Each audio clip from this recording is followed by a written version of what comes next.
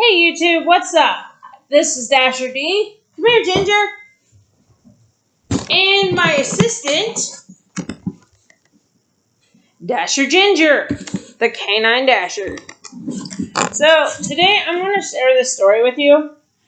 I'm still waiting for a shift to open up. This happened just actually a few minutes ago. And I wanted to share this out there with new Dashers and even new customers. So if you know people who are new to DoorDash, whether it's a Dasher or it is a new customer, either one. I mean, I'm a veteran driver. Yeah, I had to take a year off because I was in 2 car accidents, which I've mentioned before, that were not my fault, and it caused a brain injury, so I wasn't really able to drive a whole lot. So, what I want to share with you is this. This woman texted me, and I was extremely professional with her, and I hope I get a good rating because my ratings actually dropped, and I don't know why.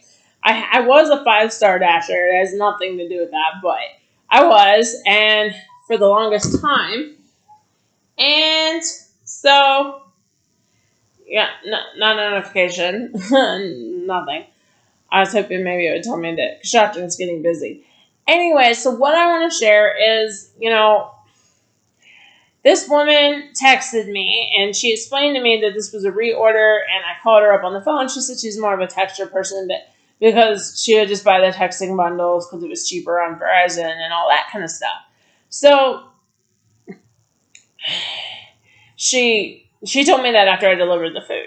But there was a problem with the order, and she told me she paid like $37 originally for the order.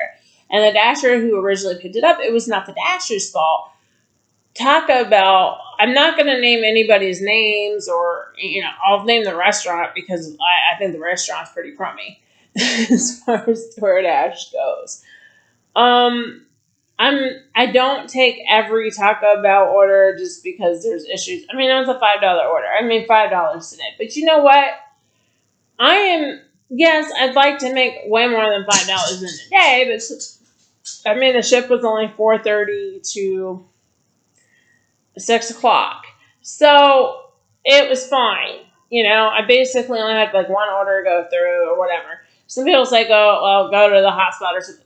My house is a hotspot. I live like literally a mile from the restaurant, and I can get to any restaurant within a couple of minutes. It's not a big deal. Anyway, so what I'm trying to say here is the customer texted me, and she said, I ordered this, and this, and this, and I only got half my order, so this is a reorder, or just the way it was phrased, I figured I better call her and make sure she wasn't trying to cancel it, to make sure I didn't have to call support and tell them to cancel it, because, by the way, if a customer needs to cancel an order, which that wasn't the case in this situation, but if a customer does need to cancel an order, you either need them to cancel it or support needs to cancel it. You don't want to cancel it, because if you cancel it, it counts against your completion rate. And you don't want that to drop too much because you have to have a minimum of 80% completion rate. I think mine's like 87 or something like that right now. I'm working towards, I know some people, if this ends up getting out there enough, they'll bash me for this, but my market is so small, I think it's necessary. I am working towards Top Dasher. Because my market is so small, it's basically just all fast food restaurants.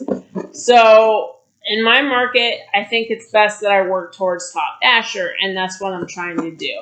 Because I'm losing ability to dash and things like that. So, I'm going to say it depends on your market. Pete, from Paid to Drive, he always says, every market is different, and he's 100% right. My gig big brother. I love Pete. He's awesome. Go check out his channel too. He's Paid to Drive. He's got lots of traffic. I don't have a lot. Anyway, back to my story. I'm getting way off track here. The woman texted me, told me there was a problem. I found out she's new to DoorDash, so I briefly tried to explain it, but yet at the same time, I know that I'm timed. By the way, you are timed. I actually got an infraction for no reason one time. You can see that video. I don't know how to link it, But you can see it. I only have a few videos out right now, but you can see that, like, why I will not take Bob Evans orders. And it's because I got an infraction when I shouldn't have. Because literally it was DoorDash's fault and they blamed me. Anyway, so the woman explained to me when I called her on the phone that she was new to DoorDash and she didn't know how everything worked and all of that. And she said Taco Bell made it right. And she thought Taco Bell had to make it right. Taco Bell did make it right, and they threw in some extra stuff for her. I'm grateful she was able to answer the phone. She said she wasn't maybe going to answer the phone because she wasn't sure, and I said, well, if you wouldn't have, I would have said, this is Do Your DoorDasher, I'm not a scammer. But I am going to put down below DoorDash's phone number, and I want you to use it if you absolutely need it as a dasher or as a customer. In this case, this customer really did need to call. And I tried to explain it, and I will give you a heads up. When you call support, most of them are very nice, but they have no idea what's going on. They speak language accents that are not American. I'm not downing them. I'm just saying that there's communication problems. And it would be better if they were all American. If I ran DoorDash, I would hire 100% American. You have to speak perfectly English in order to speak to an English-speaking customer or dasher. Those other types of backgrounds from other countries, they definitely have their place, but they should be in their native country, their native language, because they really do have trouble understanding Americans. They have their place, and I would not hire them. I would just put them in a department that was for their specific language. That way it would cut down on confusion drastically. I don't think the support person really understood what I was trying to tell them. That I was the reorder dasher, and they were trying to tell me, well, go on, yada, yada, yada, you can't go back, and blah, blah, blah, blah. Thinking, I already know that, but I've done it before, because I live in a small town. For crying out loud. I mean, most everybody knows who, not everybody, but I'd say at least 70% of, like, the 11,000 people in my town know who I am because my father was a volleyball coach and my mother was a banker. And they dealt with them for years, or they coached against them or taught with them or whatever. So I feel a responsibility to my community to make it right regardless of DoorDash's policies. Because even if they don't know me, somebody that they know probably knows me or knows my parents or knows my family. And I just know it's the right thing to do. It's just the way I was raised. If something goes wrong, you make it right. But I didn't make anything wrong in this case. I did everything I possibly could to make this better. But I let the customer know when I dropped off the order, and I told customer support what was going on. And like I said, there was a lot of communication problems between me and support. I don't think they fully comprehend what I was trying to tell them. Anyway, when I dropped off the food to the customer, I politely explained everything to the customer. I profusely apologized for their experience and that I hope that they would still order from DoorDash and that I hope that I get to serve them again. And, you know, I thoroughly tried to educate her on what to do if this happens again. Because she had to pay like $37 for her order and she didn't even get all of it. And it wasn't the dasher's fault. By the way, don't blame the dasher if you don't get all of your food. 99 times out of 100, it's always, always, always the restaurant's fault. We are not allowed to open a sealed bag. Oh, and she told me the bag was not sealed when she got it. Here's a tip. I think I used it maybe once so far, but I would get it and use it. Go to the dollar store or go to Walmart or wherever you can buy duct tape and get it. Because Taco Bell in my area is like one of the worst, the best in the bag. She said the bag wasn't even sealed. She said it probably was the fact that they were a bunch of new people. The manager told her that there was a lot of new help and they didn't know how all the stuff worked. But I explained to her, if I would hate for you to get charged $80. She's like, you think they're going to charge me $80? I said, well, I'm rounding that off. You said it was 37. So, round that off to like 40. And then you have another 40, and 40 times 2 is 80. I don't like adding, but it's the same thing. Anyway, I told her, I said, if you are double charged, you need to be contacting support and ask them for some type of reimbursement, because that's ridiculous. You don't need to be spending $80 for Taco Bell. I said, I'm on a low fixed income. To me, that's like going to the grocery store. She thinks it's outrageous too. And she was just going to let it go. And I said, no, you can't let that go, because you cannot let that go, because that's basically $80 down the drain. I mean, you only should be charged $37 and whatever the change is one time.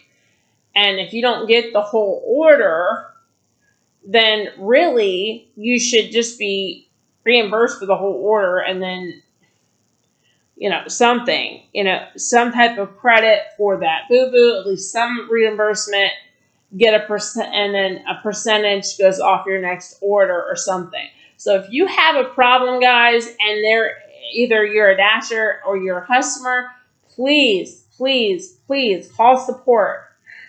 As I told the woman, my customer, you have to call them. I said, it's not some type of crazy long wait thing. It'll say, press 1 for English, press this number for a Dasher, press this number for a customer, press this number for a merchant. And then immediately you get a customer support rep. So they just need to know who you want to talk to, and it's very quick.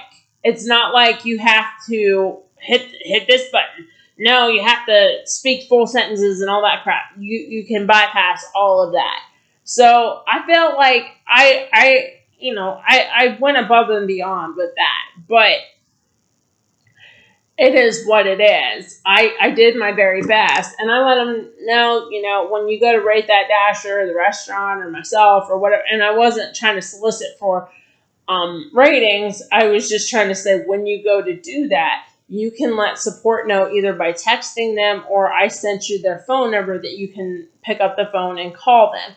And I'm going to put their phone number in the below there. I don't know how to do the pin top comment like my big brother in the gig economy, Pete, does, but I will put that down there in the description, and you can check that out. If you need to contact them for any reason, you can do it in the app, or you can call them on the phone. Sometimes the app is down, so you're going to have to call them, but if the app is down, you're not going to get nobody. But I just wanted to share this and let you know you can be reimbursed. Now, how much, I don't know.